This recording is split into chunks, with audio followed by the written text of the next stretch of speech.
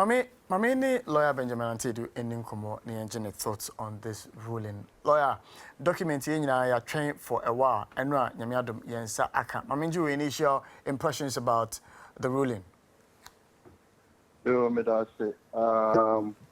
Yes, the ruling I have not read it full because it dropped yesterday.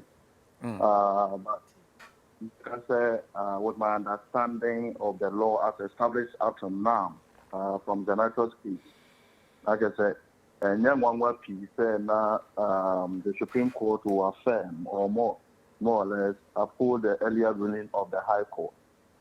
And but definitely there is a highly contentious matter, political in nature, so you expect the kind of disagreements and the pooling that has greeted the ruling. So yes. And so yes, I think that it's a good ruling.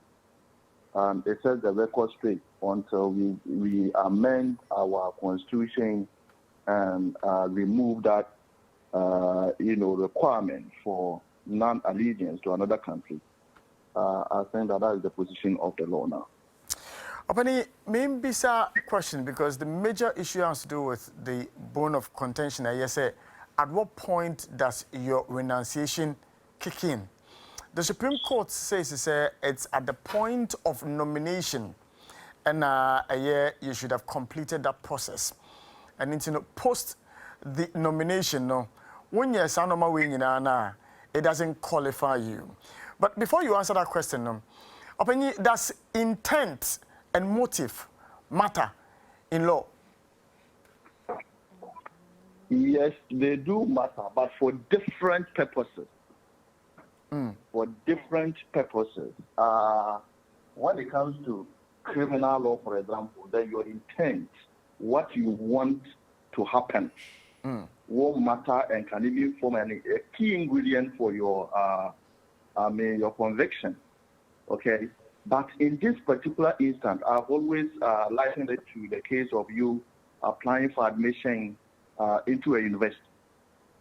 At what point when your application be final? It's at the time that you have submitted. When you submit, is there a point where you can go back to make errors, correct any errors? No. So, and this ruling is just affirming, there's another case. That was the prime, the ratio of Honorable Zenato's case, which was far earlier. And the court said that that was even the High Court. And the High Court, the judge said that is at the point of nomination, because the inquiry was about whether Honorable Zenato was qualified to be elected at the primaries. Because at the time we're told he was not a registered voter then. And when you raise this matter, then people say that, but this one is citizenship. We are talking about the point where you have to meet the legal requirements of Article 94. So it's not about the distinctive requirements or elements in there. It's at what point. And the court in one instance said that when it comes to registration, you have to do it at nomination, at the time of nomination. Then you are saying that if it's citizenship, that one you have to meet it at a different point. No. So the cutoff point is at the time of nomination, because that is where the process leaves you. You have no other control or influence or opportunity to change anything from that point. And so that is the crucial point. Your intent, your intent or attempt to renounce, or your attempt to apply for a university, does not amount to applying for it. You see that it's quite distinguishable from the one from Honorable Toffee. I don't know if I got the name right. Where in that case, in that country, okay, it came out that their constitutional position is that it's at the point of application, when it's received, then it's automatic. But other countries, it's not like that. So it means that you can even be denied the renunciation. If there are questions that they think that they have to subject you to, which they know that taking off the cloak of citizenship, they cannot, they will withhold. So a quite different thing is at the point of nomination, because at the point of nomination, is there any process that the candidate can influence or change anything? But the critical matter is that even when you are at the point of the nomination filling the form, you are to make the commitment, a written oath, that you meet all the requirements, including allegiance. So at what point, again, can we talk about? And this is not new. This is not the first time. Abu Sekende is there. You see, so anytime, it's a strong warning to everybody that until the law is changed, anytime you want to contest any parliamentary seat, or you are nominated for a ministerial or deputy ministerial or any of the excluded positions, you must go through that. Or at least, if you know anybody who attempts to do that or wants to do that, then you have to guide the person, because there isn't any other trade-off.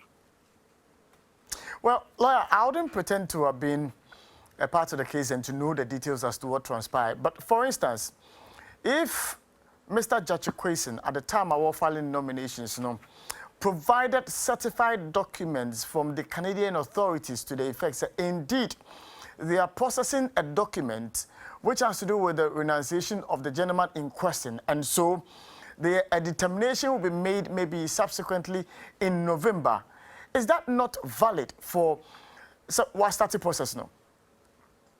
Then cannot, if that's what factually happened and you're disqualifying, means that you're saying meeting.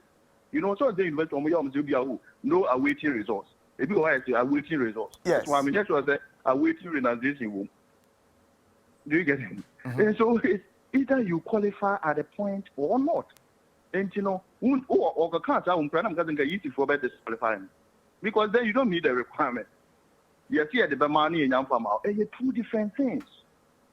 And whether you have, you know, some universities, when you are even applying, you don't have certain, you don't have a certificate. They can say, so you can apply the later you submit. But some of them, like the law school, for example, will tell you that if you don't have your certificate, we will not even accept your application. So it's about the rules guiding every particular, matter. There's no general rule. It is almost the mouse now, and no interest in the amount. It's just an indication, and anything can happen. But the constitutional point is that it must be met. You see, so have you met at the point? So it doesn't matter if you got it a day after you submitted your nomination form. But how about the question of the processes leading to the final renunciation not being within his control? Government be and go through all more processes. And it may require some team of experts, background works. He has no control over that. And so yes, now the part also go school, you got a certificate, no, but I want to certificate. Hello? Yes, but mama volume kakra me say mo. Na me chere say we go school na ka say bia for certificate and attach form na. Won't you get certificate no na dem ma. And you know, it will be submitted later. So the point I'm making is saying, once you have not met it at the time, it doesn't matter. Say you are not in control. That is the very reason why you cannot even say in the positive that it will be granted. You are not in control. So how can you say at the moment?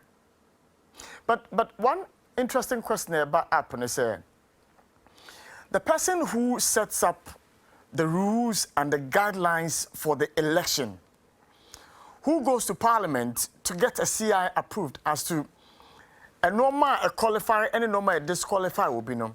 At the time, so it said, or qualified. And so gave him the opportunity to have his name on a register and to be voted for. Yes, I get your point. But this is why if you want to place the burden on the EC, that you are being very, very unfair. Just imagine the number of people who apply and the time that they need to do due diligence. Who should bear the cost? Who should bear the burden? Obviously, the candidate.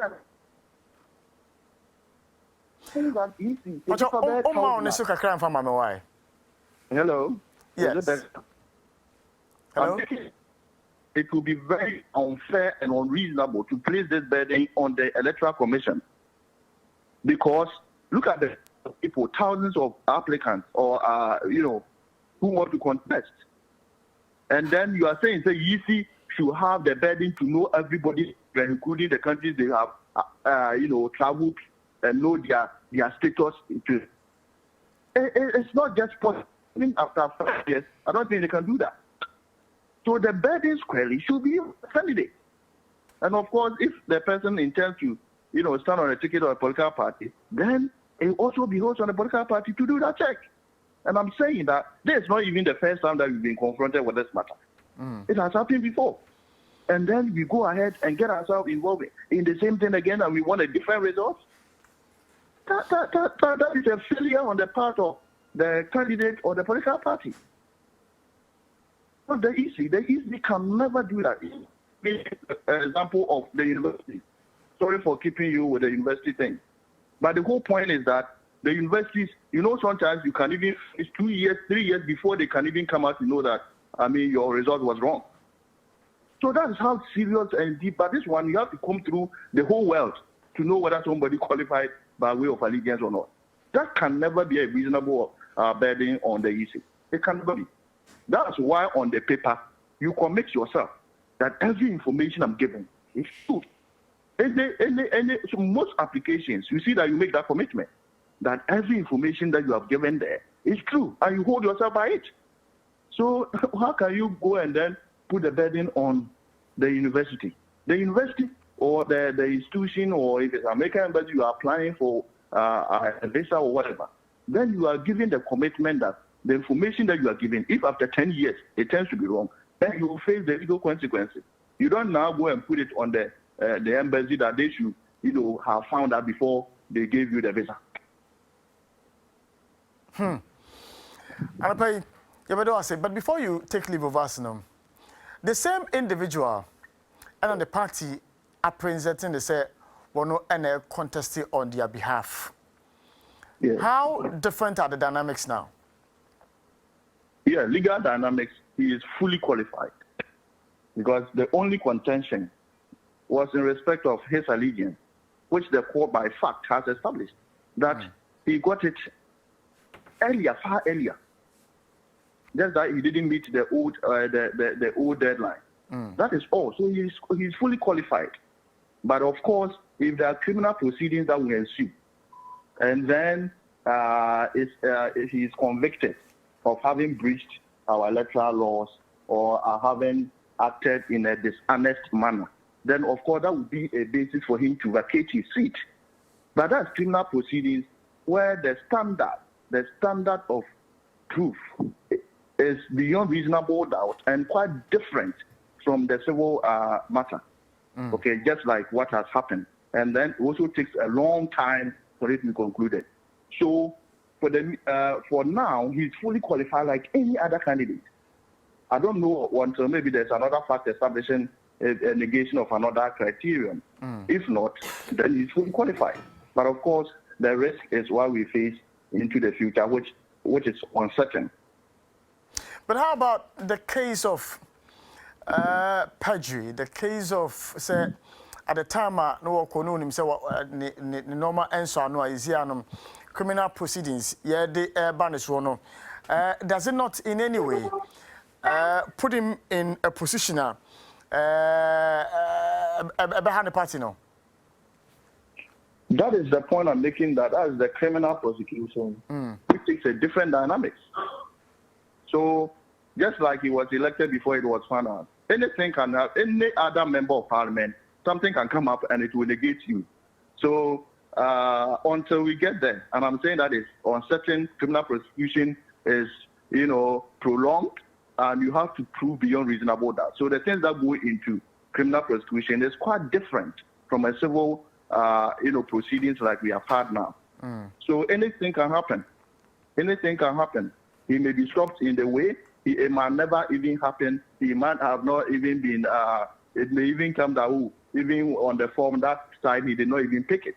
He did not even take. You get it?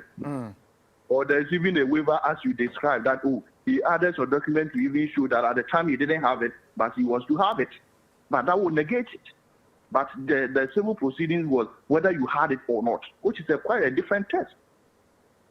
So, if he is convicted in future on the seat of public officer or anything which borders on dishonesty and the breach of our electoral laws, then of course, under Article 97, that is a basis, a ground for vacation of seat. But that is uncertain. That may be long to come. That he may not even be convicted. He may come out innocent. So those permutations, I think the party would have done some evaluation for coming to that conclusion. Opani, quick one. Answer no. Maybe the thinking behind the Supreme Court's ruling said it's at the point of a nomination, and that the person must be fully Ghanaian. The America Sanes and say NDC almost presidential primaries almost a now at the time now electoral commission raised concerns about amount for the injunction so and the home bench the NDC was specific say they would activate one more elections committee members to supervise the elections. And for instance, if the EC had not participated, now NDC for Nankasa Yomubi Bia Avoti will be at Aba and Omodine Kwakoma EC. Would it not rather be at the point where the electoral commission decides to say general election, candidate John Dramani Mahama, NDC members, a supervisory elections, Woma Union. Okay, at the time, you didn't contract as one, no qualify. So, also, we know they're okay, different regulatory regime. My point in the say, the primaries, yes, where the nomination takes place, is an internal nomination party. Taking place. Okay, in internal, it's an internal party activity. Yes. But what you say? And yet national, sir. Yes. And so member of parliament at the time, and I say, and this is my thinking though. So at the time, I say internal contest, and I say, when the full complement of the documentation, and then they call national contest, and then they compare will be from other political parties. It shouldn't be a case, should it? So your example is where I'm finding it difficult to compare, because the example you are given is quite different from this one. You see, if let's say the NDC in their constitution says that you must meet those things, the same requirements under 94 before you can file your nomination, so be it. That person would have been disqualified at that point, not at the time of submitting to EC. At the time of submitting to EC, maybe nomination point, there may be some other documentation and all that. But when you are submitting your final documentation to contest in an election, that's when you have to meet all the requirements. So the example is, somehow not too clear for me. But whatever be the case, you have constitutional requirements that before you can contest, you need to have the following. Not owing allegiance to another country is one of them. So they will think that when you read the constitution at large like this, it will be difficult to pinpoint where that requirement, the cutoff point, where the last time you must meet that requirement. And that is what has been established earlier by the High Court and affirmed by the Supreme Court, that it is at the time you are filing your nomination. I'm saying that by even common logic, it prevails. That is the last point you have any control of the process. You lose everything, you cannot go and change anything.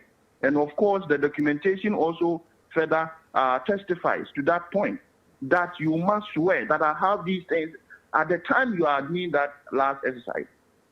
So I think that this is a matter that we also have precedent.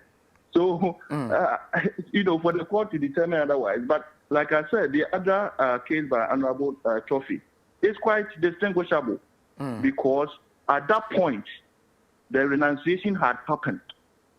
Okay. The renunciation had already happened before nomination per the laws of the country that she became a citizen of. And let me also make the point that, it's always said that, citizenship is different from allegiance, owing allegiance to a country. That is true. They are quite two different things. But the point is that nobody will give you citizenship without you committing allegiance to that country. So it is part of the citizenship process. So to distinguish the two, yes, you can. But once you see citizenship, it means that allegiance has taken place. That is the understanding we should have.